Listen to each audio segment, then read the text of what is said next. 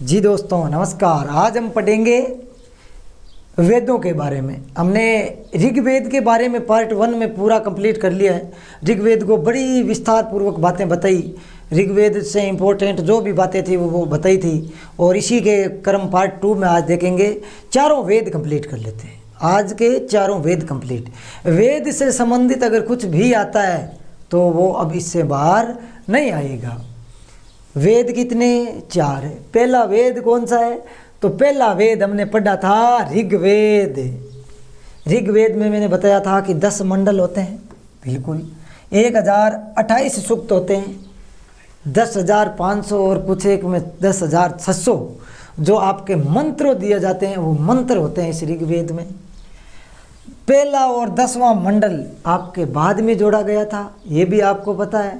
पहला और 10वां मंडल बाद में जोड़ा गया था। दूसरे से लेकर के 7वें मंडल तक को वंश मंडल या परिवार मंडल कहते हैं, वंश मंडल या परिवार मंडल कहते हैं। उसके बाद तीसरे मंडल में गायत्री मंत्र का उच्चारण है। किसका उच्चारण है? गायत्री मंत्र का। और उसी गायत्री मंत्र का उच्चारण है जो भगवान सूर्य को समर्पित है। और ये गायत्री मंत्र लिखा किसने था? तो विश्वामित्र ने लिखा था। किसने लिखा था? विश्वामित्र ने लिखा था। ये देखो रचना किसने की? विश्वामित्र ने। किसको समर्पित है ये? भगवान सूर्य भगवान को समर्पित है ये गायत्री मंत्र। जो सुबह सुबह हम गायत्री मंत्र का उच्चारण करते हैं सबको पता है। ये लीजिए, यानी ये बातें पढ़ ली थी, केवल वापस क्या करें? रिपीट कर रहे हैं। रिपीट। जिस चीज़ को आप जितना ज़्यादा दोहराएंगे वो चीज़ उतनी ज़्यादा कंठस्थ होती जाएगी। दोहराते जाइए, कंठस्थ होती जाएगी। यानी एक चीज़ को आप बार बार पढ़िए, आप कभी नहीं भूलोगे। एक बार पढ़ने में एक बार थोड़ी बहुत याद हो जाती है, लेकिन वो हमेशा के लिए स्थायी नहीं होती है। स्थायी करने के लिए उसको कंटिन्यू पढ़ना पड़ता है, बार बार दोहराना पड़ता है।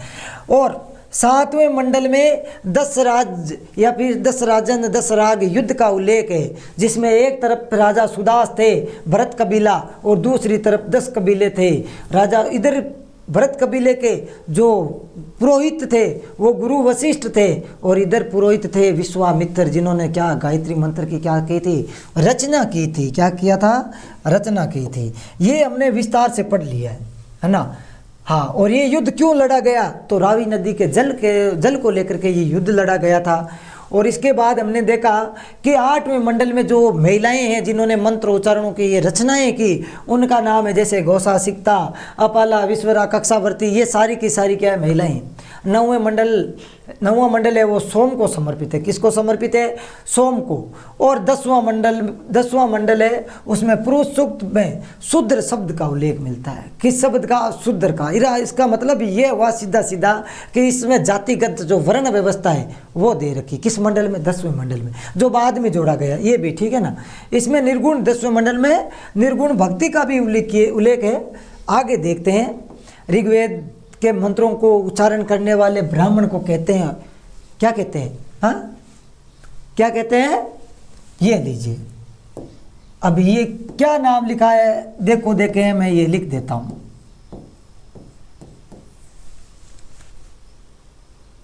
इसको वॉइस टाइपिंग करके भेजो। देखिए, इसके बाद इसका उपवेद है, आयुर्वेद है।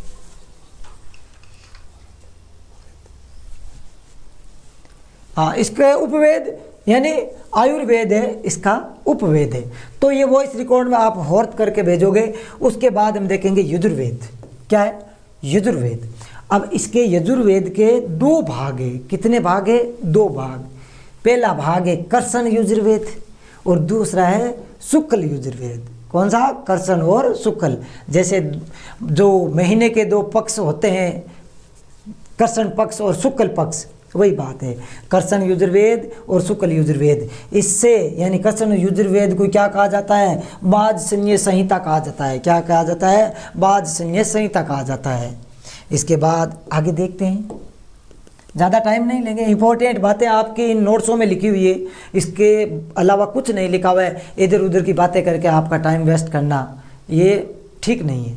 तो हमने क्या किया? जो इंपॉर्टेंट बातें हैं वो निकाली आपके सामने। आप आराम से स्क्रीनशॉट ले सकते हो, आराम से वीडियो को पुशअप करके रोक करके आराम से लिख सकते हो, नोट्स बना सकते हो, बार बार याद कर सकते हो।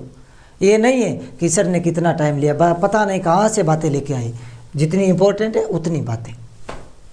आगे देखते हैं, इस जो शुक्ल यजुर्वेद है उसको क्या कहा जाता है, वाजसनेय संहिता कहा जाता है। ये जो वेद है, यजुर्वेद है, ये गद्य और पद दोनों में लिखा गया है, यानी गद्य और पद दोनों में लिखा गया है। यानी जो श्लोक होते हैं ना, वो समझ गए, संस्कृत में ज़्यादातर श्लोक होते हैं, गद्य और पद दोनों में लिखा गया है, ये ध्यान में रखना है।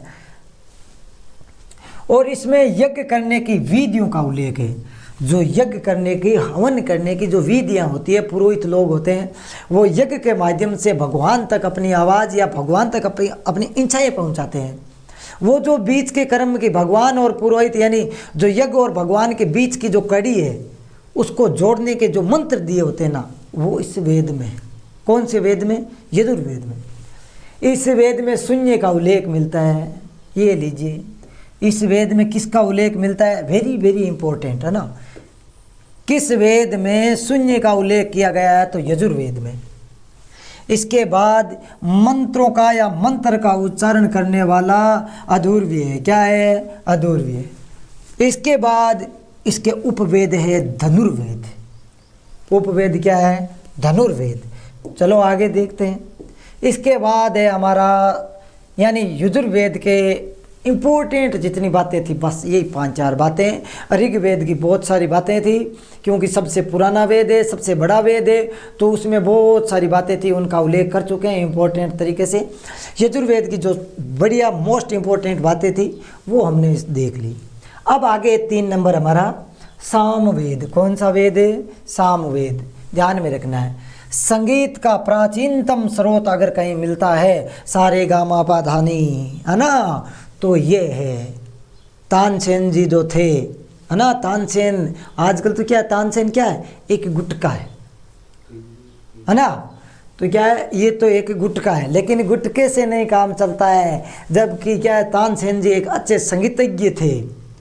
तो संगीत का जो ज्ञान है, स्रोत है, वो किस में है, सामवेद में है।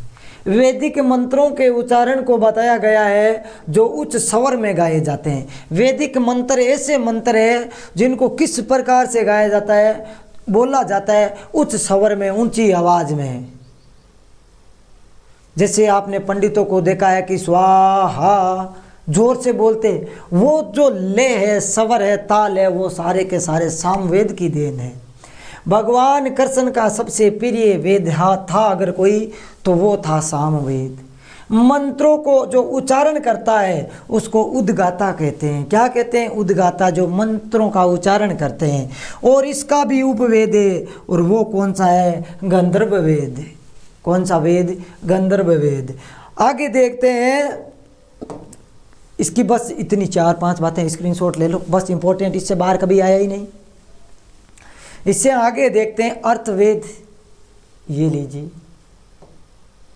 क्या है, अर्थवेद। अर्थवेद, इसे महिवेद, वैदस्य वेद, अर्थवेद, अंग्रेज वेद भी कहा जाता है। यानी इस वेद के इतने अन्य नाम हैं। ये भौतिकवादी वेद है। कैसा वेद है, भौतिकवादी वेद है। इसमें जादू, टोने, टोटके आदि का उल्लेख मिलता है। जो जादू, टोने, टोटके होते हैं, इसमें उल्लेख मिलता है। किस वेद में, अर्थवेद वेद में। देख लो भैया, इस वेद को अगर जानना है, जादू, टोने, टोटके, है ना, समझ गए, वही पैर में काला डोरा, हाँ, ये सारे जो हम जादू टोने करते हो ना आप, वो सारे इस वेद की देन है। कहते हैं कैसे सीखा, बस यहाँ से सीख लो, सब कुछ सीखना है तो, नहीं तो पढ़ाई में ध्यान दो। ठीक है, आगे देखते हैं। आगे देखते हैं कि इसमें चिकित्सा पद्धतियों और औषधियों का भी उल्लेख किया गया है। इसमें चिकित्सा पद्धतियां और औषधियों का उल्लेख किया गया किसमें, तो अर्थवेद में। मंत्रों का उच्चारण करने वाला ब्रह्म है, और उपवेद शिल्पवेद है। कला, शिल्प, कला, आर्ट, कला, आर्ट, समझ गए, वही बस क्या है, शिल्प वेद है इसका उपवेद। इसके बाद ब्राह्मण साहित्य पढ़ेंगे जो अगले वीडियो में, है ना। 10 मिनट का वीडियो है, सब कुछ क्लियर कर दिया। वेद चारों के चारों A to Z, इससे बाहर कभी नहीं आएंगे। एक बार नोट्स बना करके 5-7 बार रगड़ देना, बाद में कभी इससे बाहर नहीं आएगा। ज़बरदस्त रगड़ देना 5-7 बार, इतने ही थे बस, इनको रगड़ दो, वेद कंप्लीट, आप वेदों के ज्ञाता बन गए। धन्यवाद। आशा करते हैं आपको ये क्लास पसंद आई होगी। अगर आई है तो ठोको लाइक,